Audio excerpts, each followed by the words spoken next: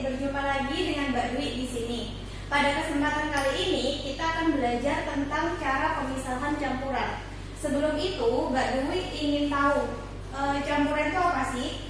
Jadi di sini Mbak Dwi tuliskan campuran itu adalah gabungan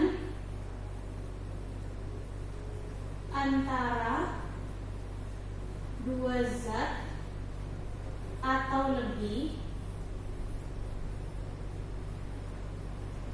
yang hasil penggabungannya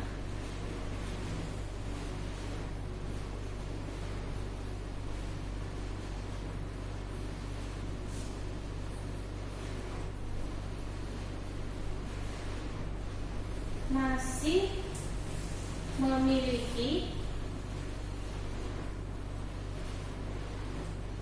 sifat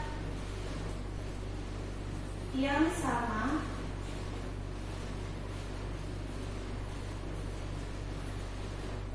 dengan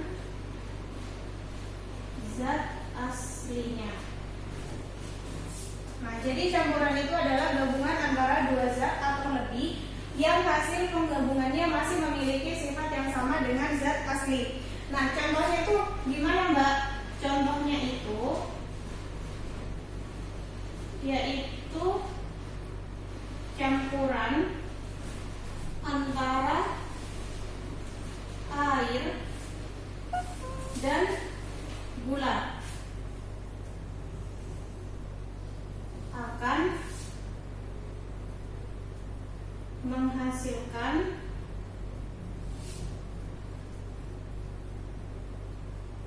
cairan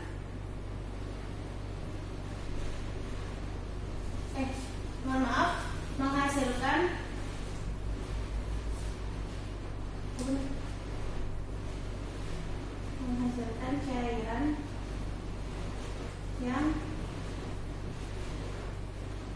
terasa manis.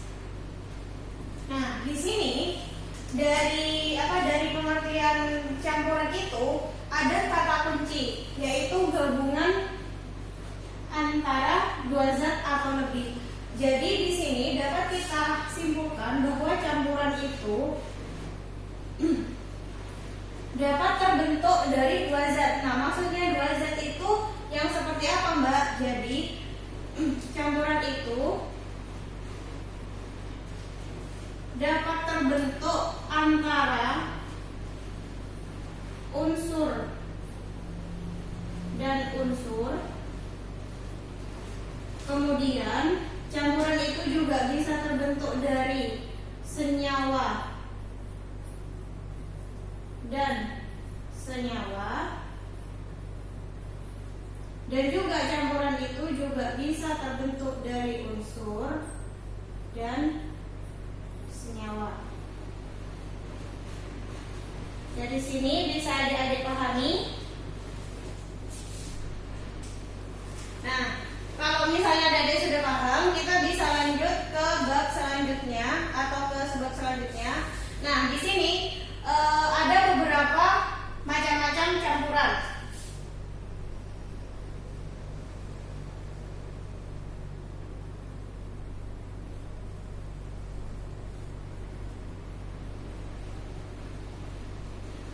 Macam-macam campuran.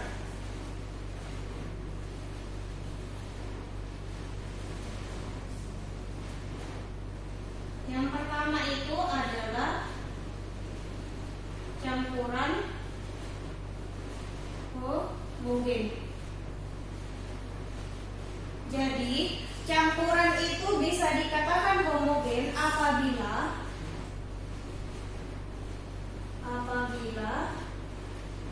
dua zat dicampurkan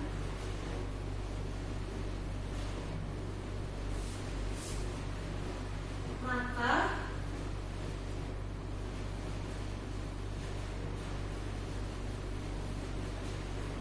tidak dapat dibedakan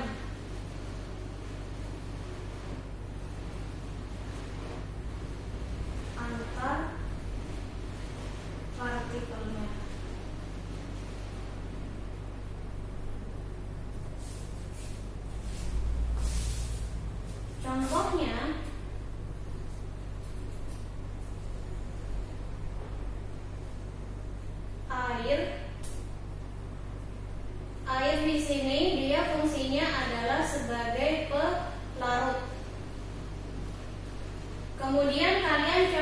membedakan dengan gula. Gula di sini dia berfungsi sebagai zat pelarut. Nah, ketika kalian mencampurkan antara air dan juga gula, maka ketika sudah kalian campurkan, kalian tidak bisa membedakan mana airnya dan mana gulanya, karena di situ semuanya sudah bercampur sama rata ya, bercampur menjadi satu. Terus kemudian contoh yang lainnya itu adalah ketika kalian mencampurkan air, di sini juga sebagai pelarut dan juga garam sebagai zat terlarut.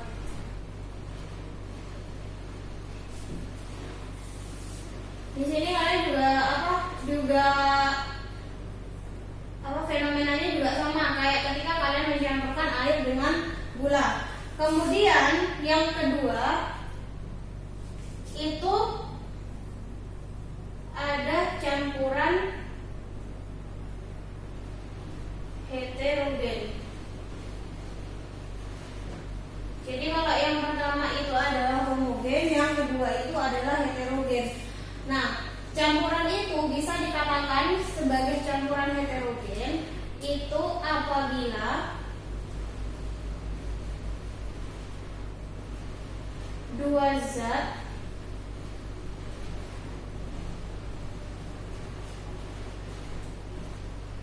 dicampurkan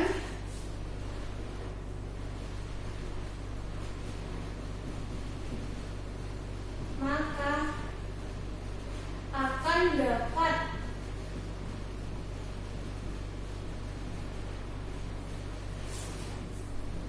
dibedakan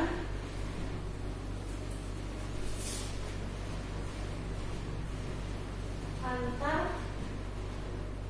partikelnya.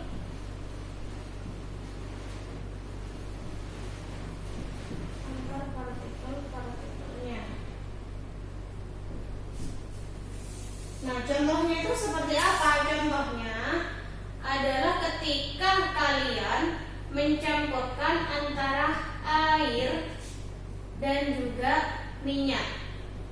Jadi kalau misalnya air dicampurkan sama minyak itu pasti tidak akan bersatu ya. Jadi di situ kalian juga akan bisa membedakan mana airnya dan mana minyaknya. Nah, dari sini ada yang ingin adik-adik tanyakan dulu. Oke, kalau misalnya tidak ada yang ingin ditanyakan, kita lanjut ke pembahasan selanjutnya, yaitu metode pemisahan campuran. Di sini Mbak akan menjelaskan tentang 5 metode pemisahan campuran. Yang pertama itu ada filtrasi. Nah, filtrasi itu adalah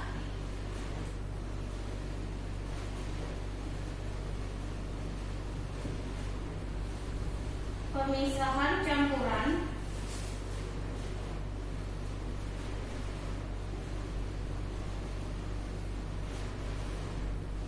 yang didasarkan pada ukuran partikel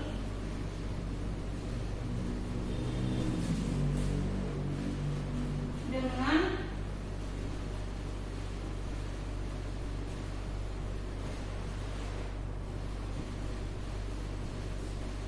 menggunakan saringan. Jadi filtrasi itu adalah pemisahan campuran yang didasarkan pada ukuran partikel dengan menggunakan saringan. Jadi di sini apabila ukuran partikelnya itu lebih besar daripada ukuran saringannya, maka ukuran partikel yang berukuran besar tersebut tetap akan berada di atas saringan. Jadi tidak akan bisa lolos dari saringan. Yang kedua itu ada dekantasi.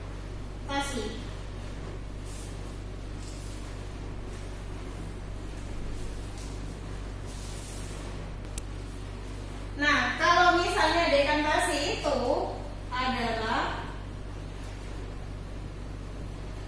pemisahan campuran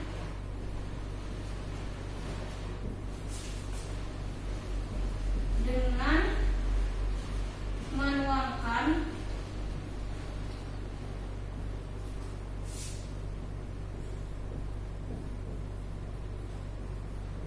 cairan secara perlahan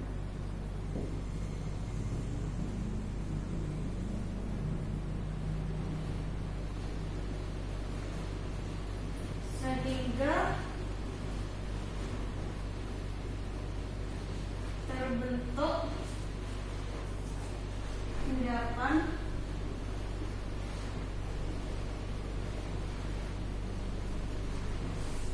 di dasar bejana. Bejana itu sama dengan wadah tempat.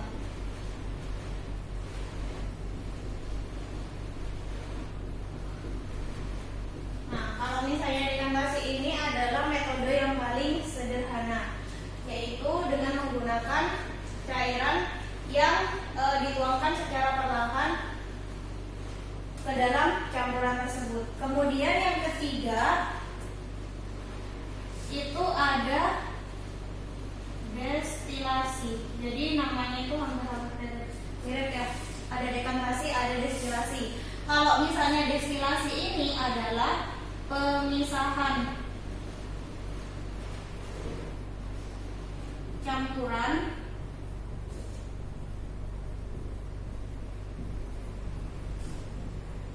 yang didasarkan pada perbedaan titik didih.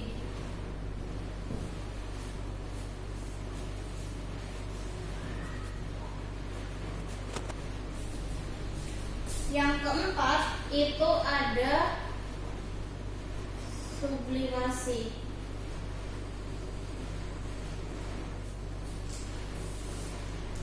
Nah, kalau sublimasi ini adalah pemisahan campuran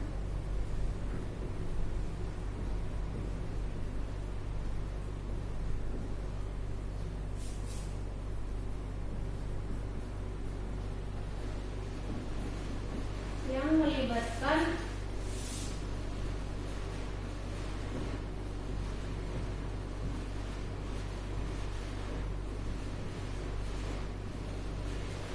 perubahan wujud benda dari padat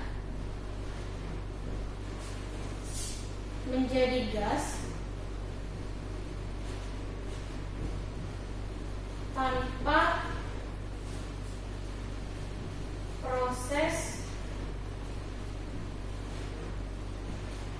mencair terlebih dahulu.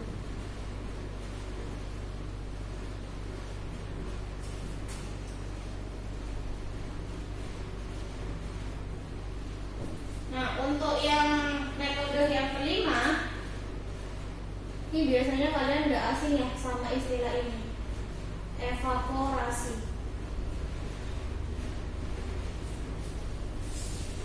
Nah, kalau misalnya evaporasi itu adalah pemisahan campuran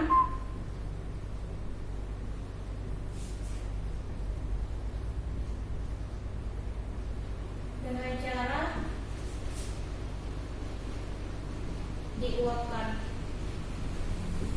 Nah, biasanya ini metode evaporasi ini bisa kalian jumpai kalau dalam proses dalam proses menghasilkan garam kalau misalnya dilakukan. Jadi biasanya itu para petani garam itu biasanya menggunakan metode ini, metode evaporasi ini.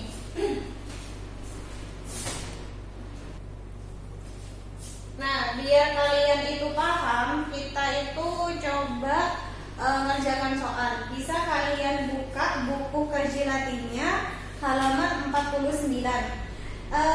Coba di nomor 23 itu ada soal.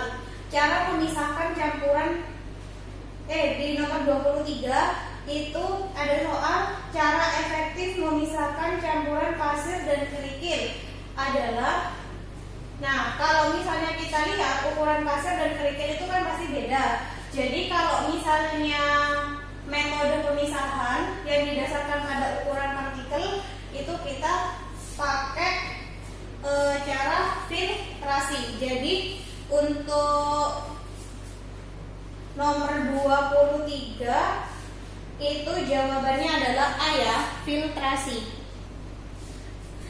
Nah, kemudian untuk soal yang selanjutnya itu di nomor 28 itu ada soal pembuatan garam memanfaatkan metode pemisahan campuran yang A evaporasi, B destilasi, C dekantasi, D sublimasi. Tadi kan Mbak sudah jelaskan kalau misalnya proses untuk menghasilkan garam itu biasanya pakai proses evaporasi. Jadi 28 itu jawabannya adalah A, evaporasi.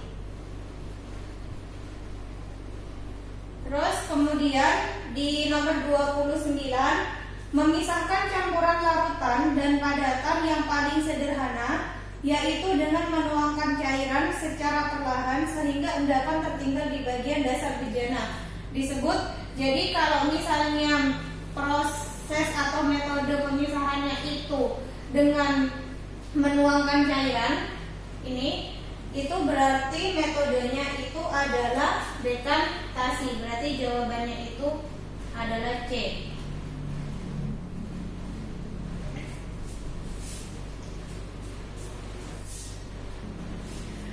Kalau yang tadi itu Mbak kasih contoh soalnya itu di pilihan ganda. Sekarang kita coba yang esai ya.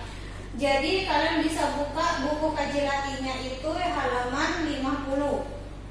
Di nomor 3 itu ada pertanyaan apa yang dimaksud dengan campuran homogen. Jadi campuran homogen itu adalah campuran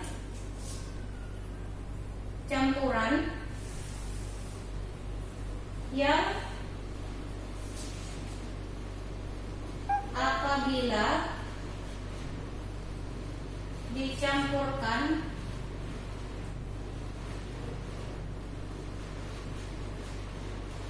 dua zat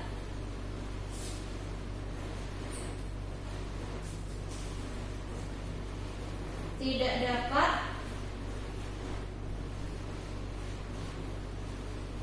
dibedakan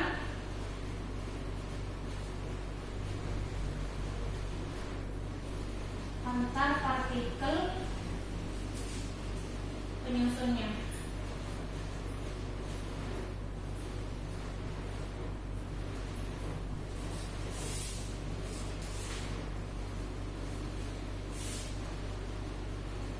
Terus yang selanjutnya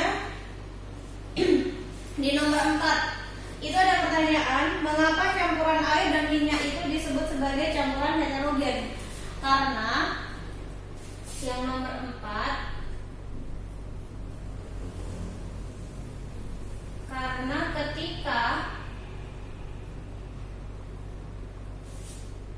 air dan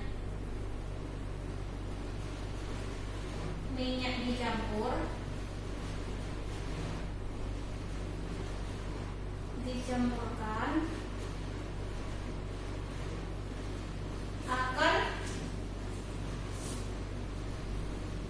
akan dapat dibedakan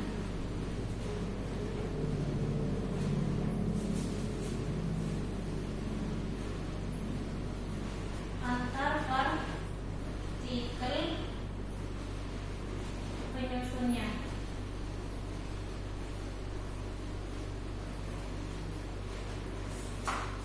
Terus kemudian di nomor 8 itu ada pertanyaan sebutkan campuran yang dapat dipisahkan dengan cara distilasi. Kalau tadi itu kalau distilasi itu berarti pemisahan campurannya itu didasarkan pada perbedaan titik didih ya. Jadi campuran yang bisa dipisahkan dengan cara destilasi itu, yang pertama itu adalah campuran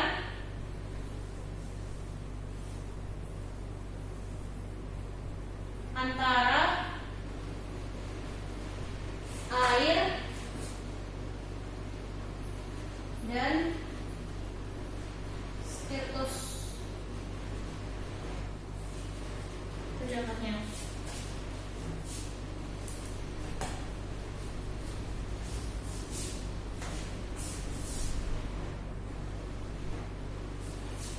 Nah, jadi ini sekian materi yang bisa Mbak Dwi sampaikan tentang cara pemisahan campuran. Jadi semisal kalian itu ada yang ingin ditanyakan, bisa langsung kalian chat di grup ya. Nah, Mbak Dwi akhiri. Assalamualaikum warahmatullahi wabarakatuh.